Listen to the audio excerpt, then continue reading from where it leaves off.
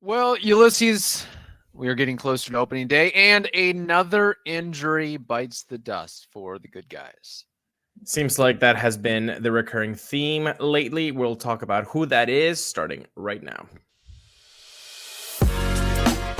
You are Locked On Rays, your daily Tampa Bay Rays podcast, part of the Locked On Podcast Network, your team every day. Hello, my name is Kevin Weiss. I'm Ulises Sambrano. And we are the host of the Locked On Rays podcast, part of the Locked On Podcast Network. Thank you for making us your very first listen every day. Be sure to check out and subscribe to our YouTube channel at Locked On Rays. You can also find us on X and Instagram at Locked On Rays, and email us anytime, lockedonrays@gmail.com. Speaking of that, we do plan to have a fantasy baseball draft later on this week. Tuesday evening is what we're possibly targeting. So if you are interested in that, send us a voice memo under 60 seconds, i.e. mailbag question, to that email address, lockedonrays@gmail.com. Okay. Ulysses, we had Josh Lowe get injured. We had Johnny DeLuca get injured. We had Taj Bradley get injured. Now we have Jonathan Aranda, who will be out roughly, they say, 4 to 6 weeks after breaking a right ring finger. Say that 5 times fast. Oh my gosh. Fielding what they call a routine ground ball during first base action in drills. So unfortunate for him, a lot of high expectations. I know you were bullish on him, as were many others. And he was arguably having the strongest camp. I know spring training stats don't matter, but it is pretty eye-popping when you're into late March and you have a 371 batting average and a 992 OPS over the course of 35 at-bats. So he was doing everything in every inch of him that he possibly could to make the opening day roster. And with the injuries of the aforementioned players, he more or less seemed a lock for that until now. Yeah, I mean, he was going to get an opening day roster. He had done everything in his power to earn that spot. And you just have to feel bad for him because, dude, not even a game. It was a drill. And you break your finger, and you look around if you're Jonathan Aranda, and it's March 20th, camp's about to be done. Yeah. You're a lock. You feel like I'm finally gonna get it.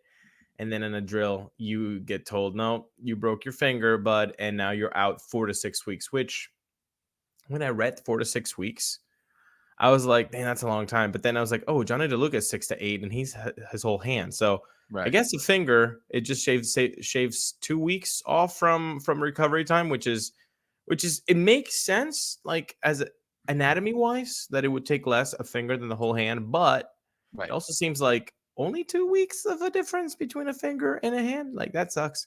But look, now you look around the roster, and we were talking about this before we hit record, but it's righty galore up there. I mean, when you look at these position players that we have, the only true lefty, Brandon Lau and Richie Palacios.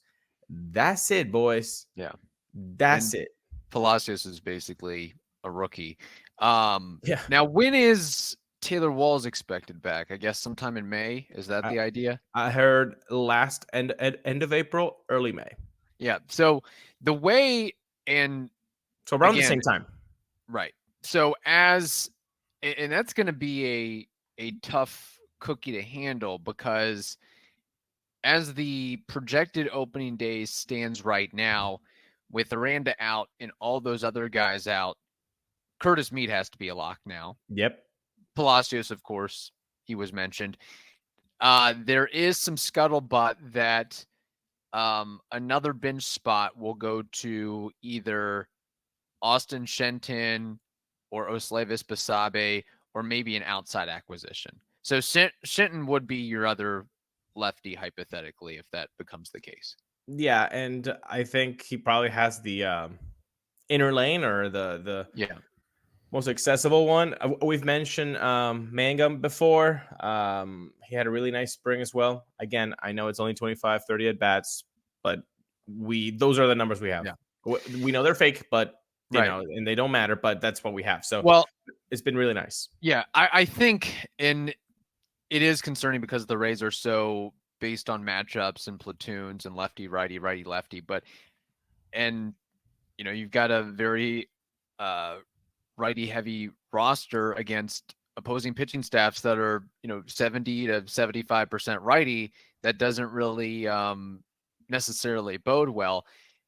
But I think what the Rays, instead of, you mentioned Jake Mangum, I mean, okay, I guess if I had my druthers for 4 to 6 weeks, I think the Rays can figure it out. Just give those at bats to Curtis Mead and Harold Ramirez. I mean, Harold Ramirez is basically, you can put him in against lefties, righties. He can hold his own. But I think just giving more at bats to Curtis Mead might be the way to go, and seeing what Austin Shinton can do. And here's the other question beyond that. If Curtis Mead and some of these other guys that are filling in for the injured dudes are really tearing it up, what do you do with a Jonathan Aranda? I mean, do you just let him wallow in AAA? I mean, if Curtis Mead is really crushing it, it's not like you're going to send him down to bring up Jonathan Aranda. So No. now it'll probably all work out because there will be another injury or 2 or 3 or 4, 4 to 6 weeks into the season. But it's just something to consider. And maybe I'm overthinking it in the sense of, well, it's easy. You just send down Richie Palacios or send down some of the guys that haven't quote unquote earned it to this point, because everybody's talking about Jonathan Aranda this offseason. Like he's been one of the guys that, from everything that we're reading and hearing, is that breakout season, not necessarily to the level of Josh Lowe, but his Josh Lowe entryway, if you will. 2022 got some action, didn't look good. 2023 improved noticeably from that. Now 2024, it's time to shape up and prove you're a major leaguer. And because what you've done in AAA has told everybody that you're done with AAA. I mean, 2022, he had like a 931 OPS. That's pretty nasty. And then the next year, he follows it up with a 1 dot. So he has nothing else to prove. Now, I do agree with you that if we try to find a silver lining in this situation, is, hey, there are at bats now. There are plenty of ABs that you can see what some of these guys have. And let's talk about Curtis Mead, friend of the pod. Okay. Yeah, he's a righty. He should crush lefties. This is a golden opportunity right now that Rays front office has, where they can see what he has. Throw him give them as many at bats as possible right now, so we don't have a Vidal Brujan situation where you can't find consistent at bats for a player, and then when you do give him, he wants to do so much that it's blatantly noticeable that the guy's trying out there too much and is making mistakes that he normally would not make. But then that's what you have as a result from the sample size that you give the player, and so you end up saying, you know what, let's ship you off to Miami.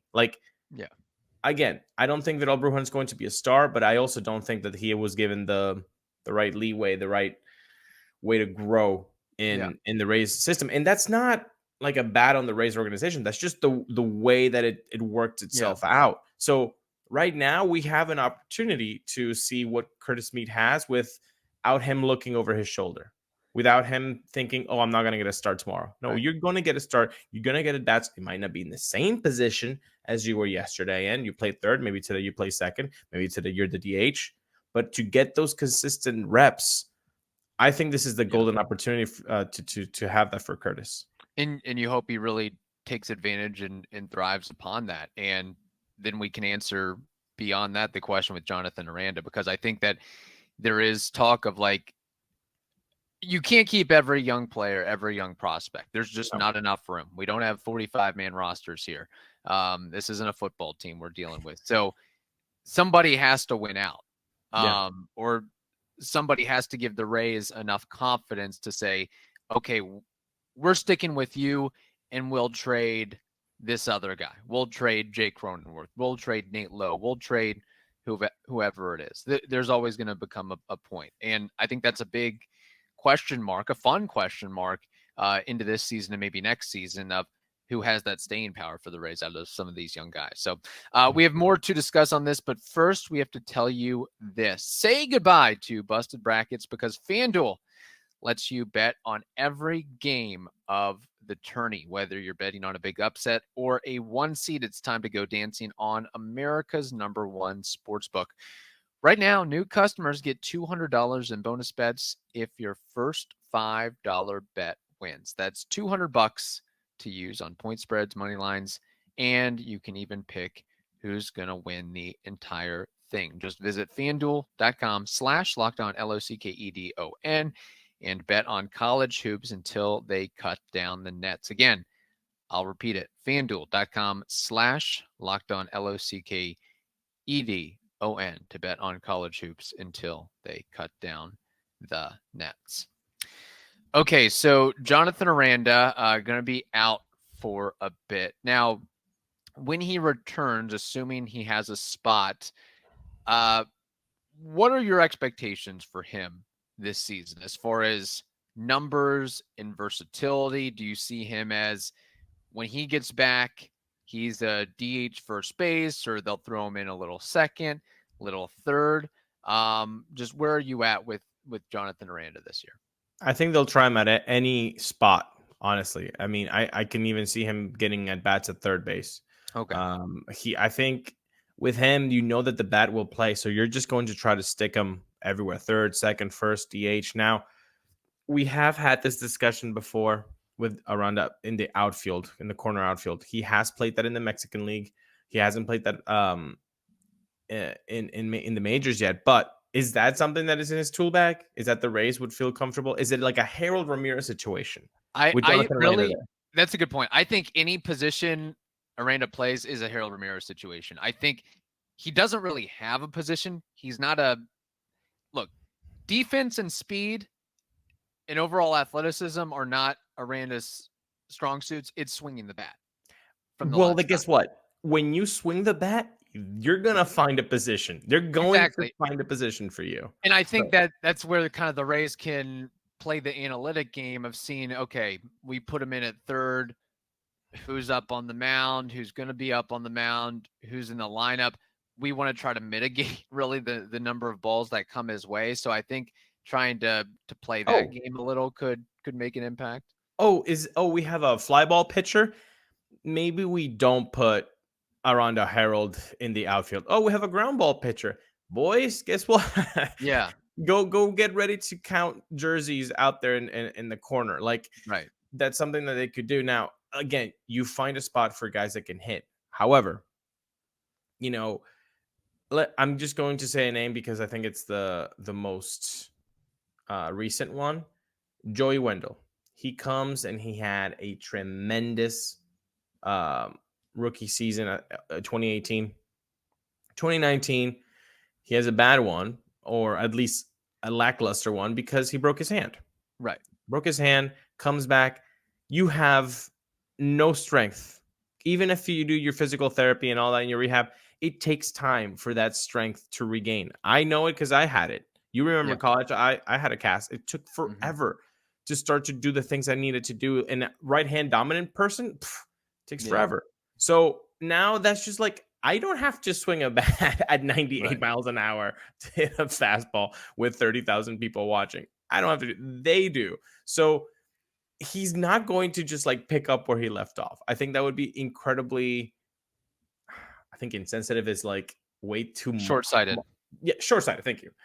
It would be too short-sighted to think that he's just gonna, he's gonna pick it up just like he was in spring training. It's going to take some time. So unfortunately for him, I don't think he's ready. He did a couple rehab games. Let's put him up. No, I think it's going to be more like, let's really see how you're handling AAA pitching before we can put up a spot, because you might be in a position where, like you said, it's going to be tough to find one. Injuries always can get you there, but I would rather make sure that he is all healthy and the wrist is looking Right. all or the fingers looking all good before you take a roster spot. Which again, this is a prime opportunity for Curtis Mead, and depending on how the timing of all this works out, Josh Lowe might be ready around the same time as Jonathan Aranda, Johnny DeLuca as well. Then Taylor Walls is coming around, and then before you know it, there's just where are you going to put him? So I'm just throwing it out there as, I mean, we're going to get to this in a second, but the Rays just traded Greg Jones. I mean, Greg Jones didn't even have a lane or a pathway to get to the bigs with the Rays with all these other guys going down. Not even that, but then like, you know, the Brantley, the Birch Smith, and now Yukio Wasawa go, you don't have a spot for us. Well, we have a clause, so we can bounce to another major league team. So if you could do that, so a lot of moving parts right now. And let's tackle the Greg Jones one, like he just didn't have a lane. There was just no way. And I know that, you know, defensively, shortstop, outfield, they tried him in center field. It never really came together with him, at least offensively. The strikeouts were just way too much. But we did say this with Greg Jones specifically. Get him to a team that he can just like play, like the Rockies. And guess what? He got traded to the Rockies. Right. That's exactly that's a perfect situation for him. You know, he will get opportunities there to play shortstop, center field. Like nobody there has I think a lock on a position except for maybe like Nolan Jones and Charlie Blackmon. Like I think Tovar too. Tovar plays short. So he's going to get at bats. Like that's not a place where you're like you have $300 million contract guys. Oh yeah, Chris Bryant, totally forgot he's living there. Woof, that would what a contract. Yeah, the Rockies is where you go to where nobody pays attention to you because it's just the way that how that organization is and franchises is run and operated. But we'll talk about that. The Greg Jones trade, but first, Ulises, we have to tell the audience something important. Well, that important thing is that Amazon Fire TV is something that you have to have in your home because it's your destination for sports, from live games to highlights to in-depth analysis. They have it all. In fact, you can also use that Fire TV stick. You can plug it into your existing TV, and that provides access to millions of movies and TV episodes, as well as free live TV. And Fire TV recently created Fire TV channels to deliver a constant supply of the latest videos from your favorite sports brand, all for free. And that includes all of us at the Locked On family and most of the big pro leagues and college conferences as well. Fire TV channel lets you dive into all of the game analysis, highlights, and more to keep up to date on all the latest in the world of sports. March Madness has started, NBA, MLB, and lots more. So check out Fire TV channels on Fire TV and Alexa devices. If you haven't checked out Fire TV channels, you should. And you can do that by going to amazon.com/LockedOnFireTV. I'll say it one more time. Amazon.com/LockedOnFireTV. Yeah, the Greg Jones thing is interesting because no immediate path to the big leagues, getting up there in age, 26 years old. He was definitely going to start the season in AAA, probably no matter how many injuries the Rays were dealing with and having to overcome. But it works out for him because he goes to the Rockies where he doesn't even have to swing as hard to still get opportunities to bash homers. Because that's been sort of the bugaboo on his profile is, yes, he can hit homers, but he is such a dynamic athlete and so good on the bases when he gets on base. If he just was willing to let go of swinging for the fences all the time and focused more on getting on base, he could really create a lane for himself in the big leagues. But of course, when you're trying to swing for the fences all the time, swing and miss comes with it. And I know he was also having some issues with off-speed pitches and the like. And I think, I mean, just like so many other switch hitters, he should just give up one side, just focus on hitting from the right side, for example, because I think that's where he had more power to come by, and just focus on a couple of things instead of trying to do it all and be it all and make your way to the big leagues in that angle. But I think a change of scenery will do him well, just like Joe Rock. Great baseball name there, great athlete name. Especially coming to for the a Rays. pitcher. Yeah, as a pitcher called Yeah. Joe Rock. That's great. tremendous. Yeah. But yeah, like Joe Rock, for example, he's leaving the pitcher's version of hell, Colorado, to get an opportunity with, the most foresightful The Garden of Eden. the garden, of pitching. they can turn water into wine with any reliever or starter or whatever it is. So he should be licking his chops. Greg Jones, again, too, should probably be licking his chops because, again, I mean, we're talking about Carson Williams here. We're talking about Braden Taylor. We're talking about Ronnie Simone. I mean, and then that doesn't even get to, Caminero as well. Like, I just think I don't want to say wearing out his welcome, but if you're trying to hammer in these changes and it's just not clicking for one reason or another, then you just say, okay, maybe it's best to kind of move away and try something else. And maybe this will give him the idea of, okay, if I really want to make it to the bigs and have a career long term, I really need to kind of follow through with what I'm being told and directed and change my approach for the better. And change the scenario always is a mental thing, so that also can hopefully help. But you're right. His approach doesn't fit what he does best. Yeah. And sort of like Kiermaier, where I gotta go back. I gotta go back to it. Exactly. You knew exactly where it was. I need Kevin Kiermaier to call Greg Jones. Yeah, you want to be like a big leaguer like I am? Well, guess what? You have to learn like I did, but instead of doing it after 8 years in the league, do it right now. Don't try to hit homers. That's for somebody else. That's for Chris Bryant. Chris Bryant gets paid to hit homers. All right. Nolan Jones, he can do that for the Rockies. You got to get on base. You got to be fast. You got to be dynamic. You got to be good with the glove. You got to put the ball in play. Like that's your job. And not everybody is going to have an 800 plus OPS in the big leagues. I know fans want it, but that is just unrealistic unless you're the bleeping Dodgers or Braves. Right. So you have to have different roles so that the lineup can keep on moving. And that's a very important role that he could fulfill if he just changes his approach. And hopefully the Colorado Rockies can give him that lane, that opportunity to do that.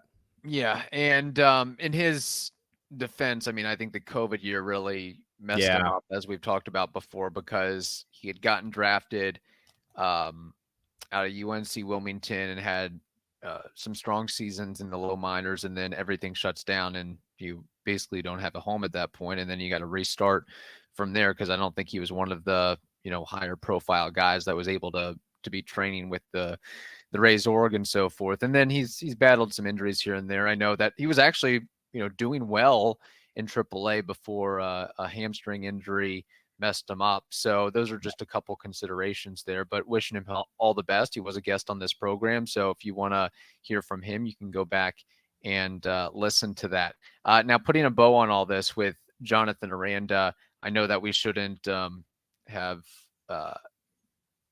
superior expectations for him with what he's dealing with, but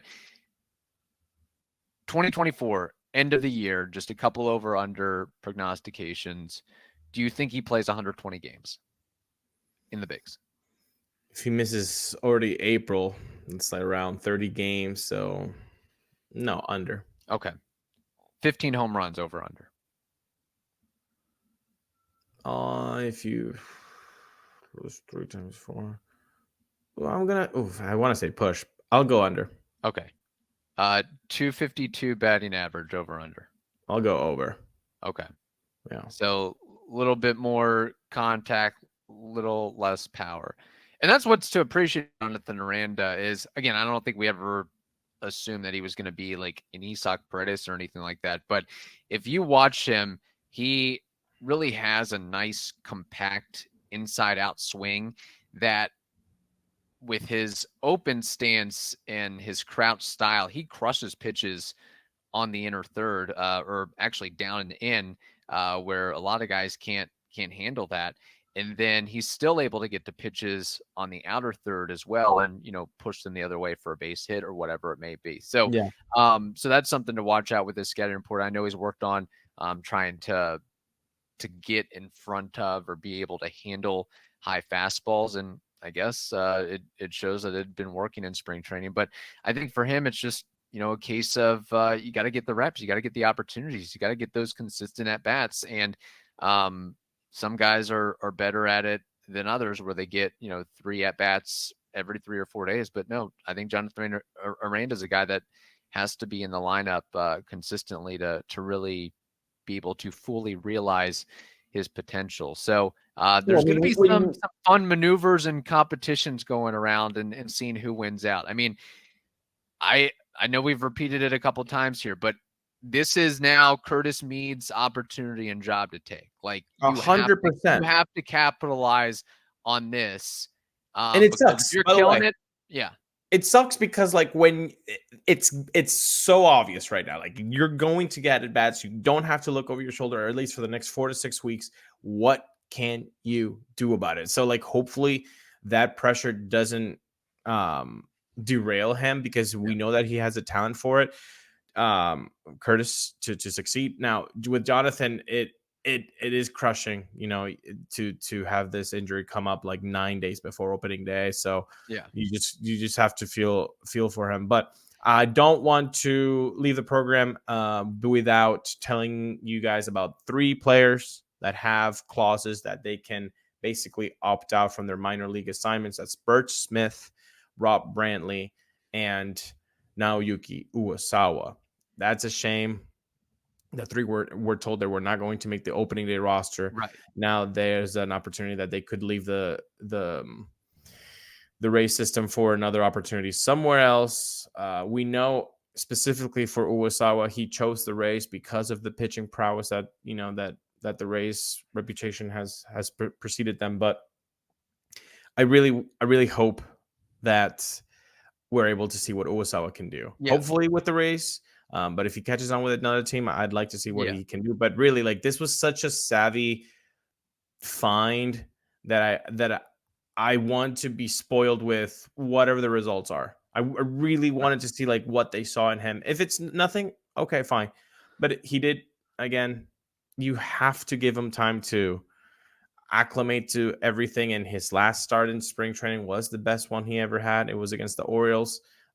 So wish the best to the 3 of them. Naoyuki obviously was the big priced hen between all those 3 guys, though. Wait, I might have missed something. Have all those guys opted out? Last I heard was they're still considering their options. I mean, they have to, right? I mean, right. Why would you just not look for opportunities elsewhere if you have the opportunity to? But there's still a chance that. They can stay. Yes, the Rays, yes, they could stay. They could stay with the Rays. That's right. Okay. But yeah, Brantley and Smith. I mean, I honestly could care less about. Quite frankly, it's Uwasawa. That's the golden goose that I'm looking out for.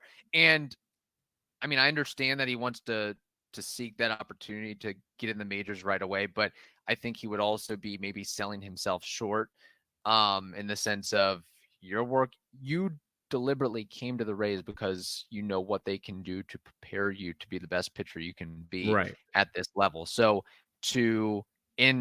based on all the injuries that the Rays have every year, and all the shuffling that they do, there would, no doubt in my mind, there would be an opportunity for him to get some action. I hope that that's what happens, because it would be really sad as a Rays fan that wanted to see Naoyuki perform with a Rays uniform to see, oh, the Colorado Rockies called, and because you don't want to go to the Rockies. Hey, if there's MLB any shot, he's like, no, MLB is MLB. I'm going, and it's like, no, you're gonna get shellacked. Or the Angels or some other headache organization. And I don't know if he's a ground ball or fly ball pitcher necessarily, but I think that, and also he's from another country. He's a Japanese pitcher. So, and the Rays know how to handle and attest to the needs of those players. And they do such a good job of melding people from different backgrounds and different countries and different languages, where you might not get that same quality care and service from another organization that's just promising you, we need a spot for a pitcher. We got you on the opening day roster, and then you flame out from there. So I hope that he's getting good advice and weighing everything. Hopefully. I mean, selfishly, I'd like to see him start in AAA with the Rays and then work his way up to the majors. If I had to guess, I think if he was so focused on out the gate signing with the Rays, even knowing it wasn't a major league opportunity right away, I think he'll stick around. Hopefully. I really want to see what he can do. So hopefully he does stick around, because the quotes from the presser when he was signed were exactly that. I chose the Rays because I know what they can do with their pitching. So like trust a little bit more. Like, right, exactly. It's gonna happen. Just there's just a little bit of a roster crunch right now with the pitching. Now maybe the other thing I didn't consider is going to another organization that has had success with Japanese pitchers or has other Japanese players on the roster, like the Dodgers, for example. Yeah.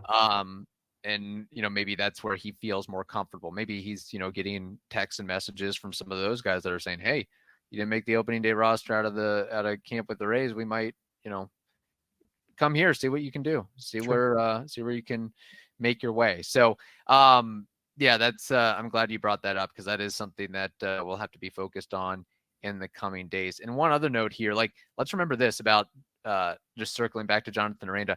The Rays essentially created more of a window for him by trading Luke Raley in the offseason, saying like, you're going to be one of our lefty bats this season, and see where we're at. And I guess the other thing maybe we're overlooking to some extent is,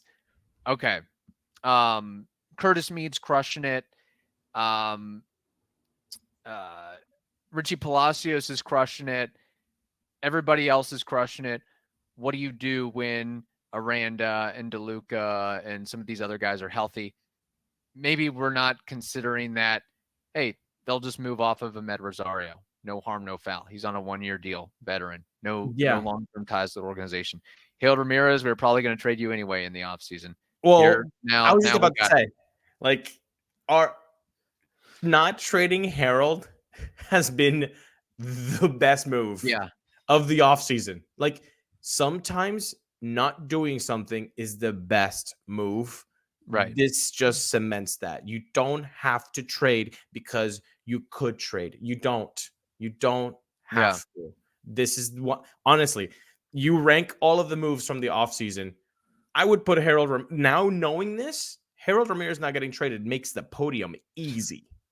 Heck, Harold Ramirez might get 550 at bats this year if he stays with the Rays the entire season. He hits over 300. How guys are going down. OPS over 780 against righties, over 900 against lefties. Yeah, I'm okay with that. And frankly, like, I mean, I know we're all on the platoon thing, but there's no guarantee that, like, Jonathan Aranda, when he comes back, that he would have a 780 OPS against righties. You got Harold Ramirez right there. So, stretch your finger, folks. That takes time to heal. Just something to watch out there. Yeah, hit us in the comments what you think on this injury, the Greg Jones trade, what's going to happen with Iwasawa and all that. And join our fantasy league. Send us that voice memo, 60 seconds or less, if you are interested. LockedOnRays@gmail.com. In the meantime, hope you all have a wonderful day. Stay safe, and we will talk to you tomorrow.